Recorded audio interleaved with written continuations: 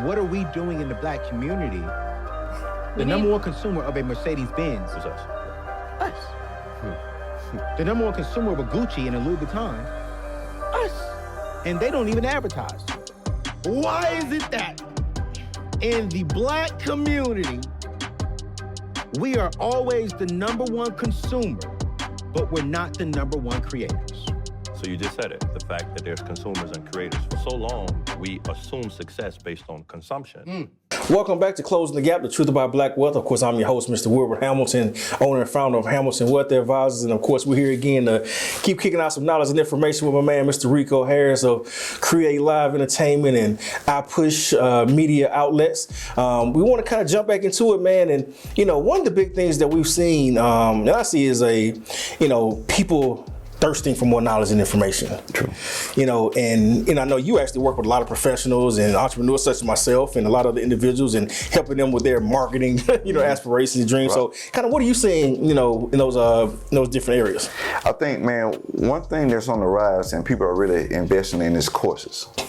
Okay. Courses that you probably can get in the everyday college now. Whether it's a course to write a book or a course to start a business. Like, people are really investing in courses. So the thirst for knowledge is there, but at the same time, applying what you learn. Because as we get older, man, if you don't train yourself to learn, it gets hard to learn, man, because you got so many distractions. Absolutely. Yeah, absolutely. It gets hard to sit down when you got kids, you've been working at 9 to 5, and now you got to go home and study. And you've been out of school 10 to 15 years. I know all and about it. you're trying to get back to studying, then you got to apply, man. So it's a jungle, but you got to have that drive behind you. You have a reason why you're doing what you're doing. Yeah, no, I 100% agree. I mean, I have to take what's called continuing education classes, and I have to do it, every couple of years to, obviously keep my licenses active and things of the nature. So, and it's a whole lot different now, trying to study and get that work done, or if I'm applying for, other designations and things of the nature, and I got to go back and got to do a class once or twice a week, and I'm sitting there thinking how hard that class is to get done when I got a 4-year-old running around in the background. I got a 12-year-old that I got to cut class short and run to pick up from practice. I got a 7-year-old that needs a little help with the homework, and I still got a wife that I need to make sure I tend to and make sure I'm giving that time and energy to as well. So, as we get older, it gets a whole lot harder to focus in. That's right. And this is just kind of a little bit of free game to anybody who's watching. I had a wise man told me early in life, he said, look here, in life you ain't gonna have no choice but to work hard. But the harder you work, when the younger you are, the less you have to work, the older you are. True. So you might well go ahead and get used to working. But the key is to choose when you're going to put in that work. So do you want to put that work in now when you got the energy to run around and study and apply that knowledge to hopefully improve your life and your situation? Or do you want to take the easy route now and end up digging ditches that's a whole lot harder later on in life? So it's up to you what you do and when you choose to work hard. But life is going to force you into a situation where you work hard. And I think that, we have to kind of pick and choose, when to apply to understand that, Rome wasn't built in a day. We all want the business that we see on social media that we think this person has. But one of the biggest things is we have to understand is, that's their business. Nobody shows you, the failures they have on social media. Anytime you look on social media, you only see the wins. Nobody shows you the losses. So, for every win that a person has, I can guarantee you they had 5 or 10 losses. A lot of times people don't show you how they learn what they learn either. Well, absolutely. I've actually dug ditches before, working in coal mine and seen what's the difference between using my back and my mind? Absolutely. And it's mind blowing to be like, all I gotta do is think, and I can make just as much money or more thinking versus, using my back and my arms to show. For a lot longer period of time. Yeah. And that's the key, man, and I'm happy and thankful that our community is starting to utilize our mind more. But like I say, as we're doing that, you want to make sure that you have the application. So I can go and read a book. I have a sister that's an engineer, right? I can go and read her engineering book on what she does from a mechanical engineering standpoint. But I can't apply nothing in that book in real life.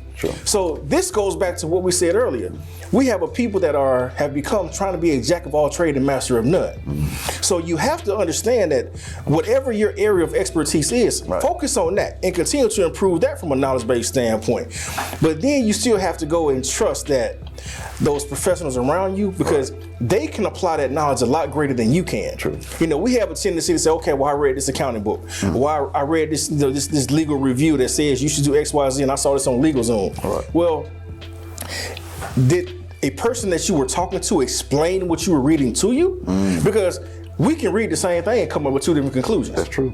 You know, based on our own experiences. Right. So perception is your reality. Right. It may not be the right reality for your situation. So understanding how to, you know, take in information, but then having the resources to make sure that you're applying it the right way is key.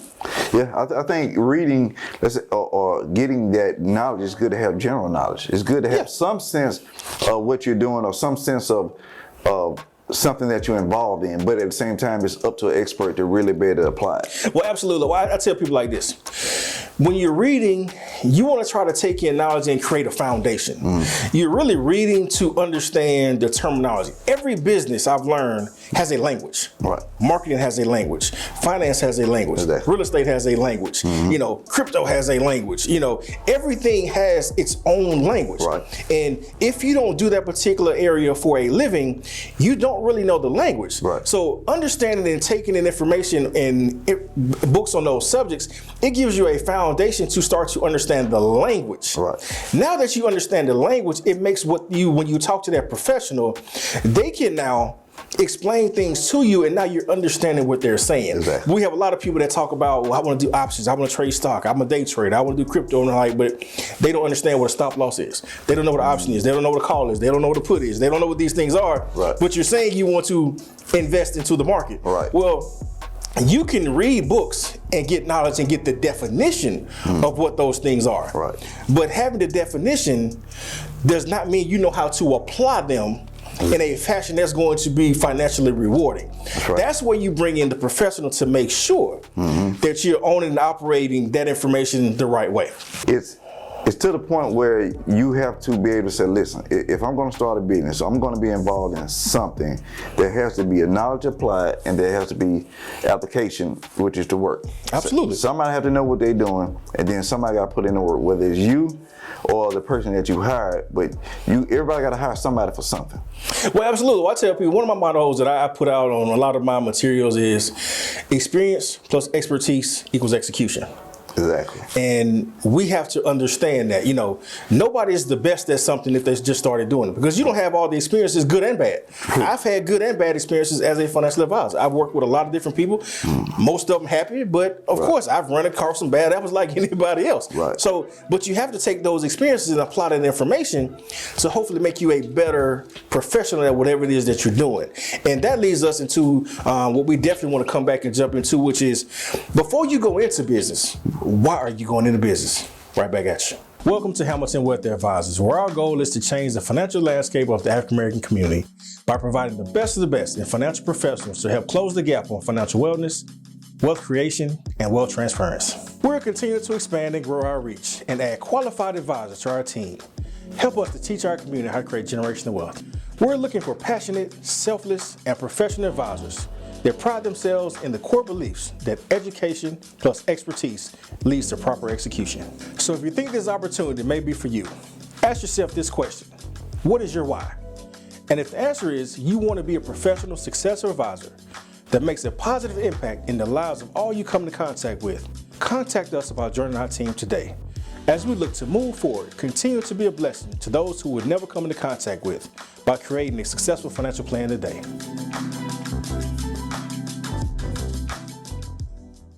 Welcome back. We're picking up where we left off with Closing the Gap, the truth about Black wealth. Of course, I'm here with my man Rico. We're going to jump right back into it, man. And, you know, we've been talking a lot about being in business. Right. And, you know, owning the business, structuring your business, you know, how to make sure that, you know, we create a sustainable business. But the first thing I think we need to find out before we do any of that is, why are you in business? You know, that seems simple, but, you know, what's your why? Right. You know, so for me, I like just to ask people, so, you know, why did you start iPush?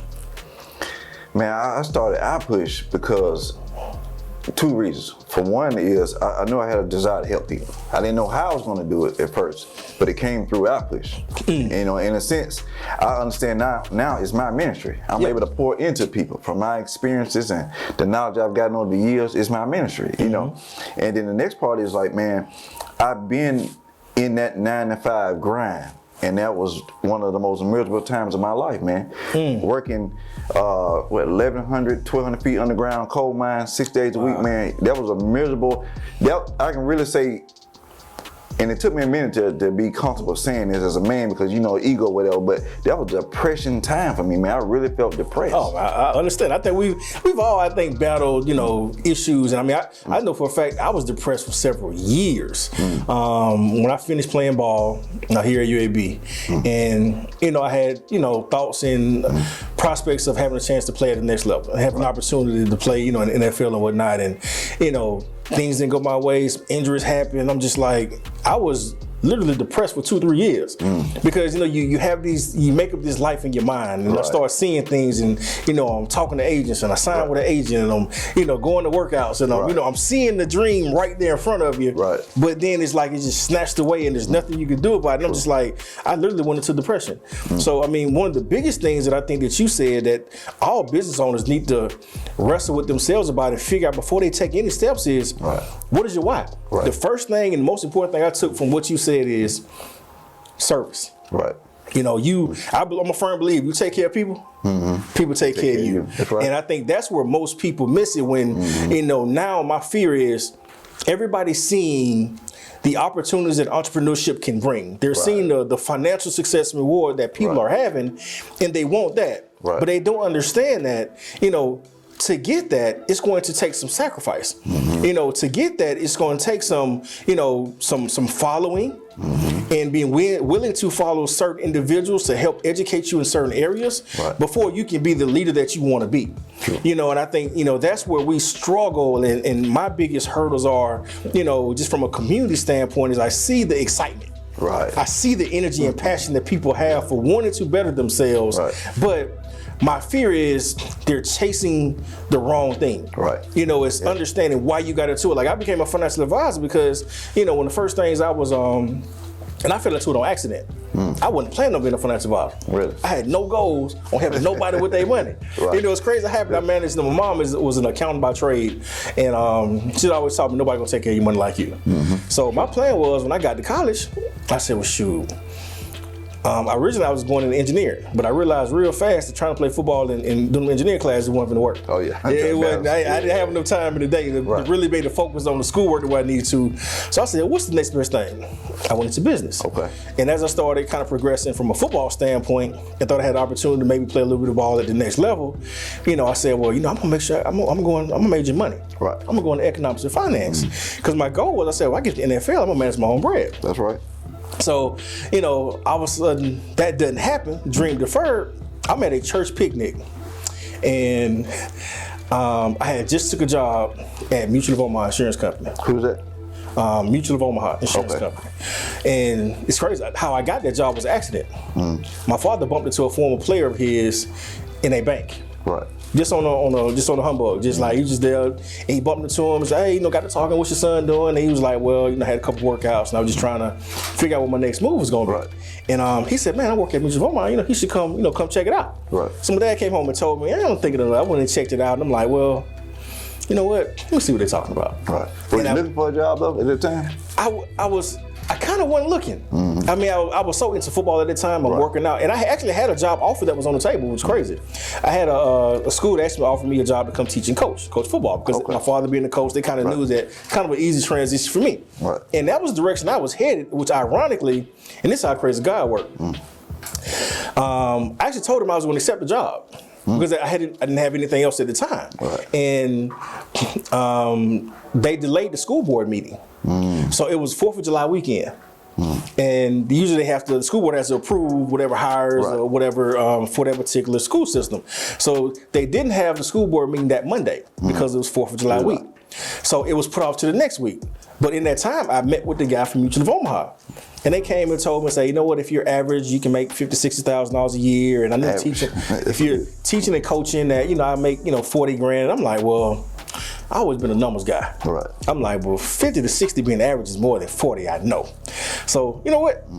Let me see. I'm gonna take this chance. Right. And it was purely because they didn't have their school board meeting. And if they would have had that school board meeting, I would have accepted their job, but I would have never been That's right. a financial advisor.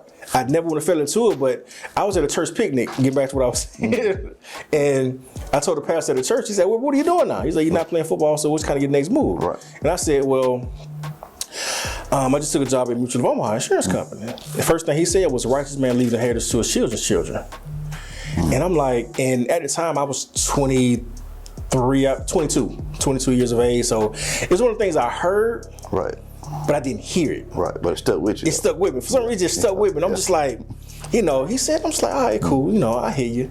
And I would say about 2 years in, I realized that I kind of had a gift for the financial services industry. Right. And and this at the same time, I'm trying to just, working on my personal faith. We all been there where we were, That's right. Trying to get living right. a little bit. We enjoying the world a little bit too much. And I was like, man, I was at a point where I was like, man, I need to tighten up a little bit. Right. So I started having that one-on-one conversation with God. And I literally woke up one morning and he said, in my dream, I woke up and he told me, said, I want you to teach people how to create generational wealth. And that was literally 2007 when that happened. I literally woke up and I want you to teach people how to create generational wealth. Right. And that was my why. Be right back at you.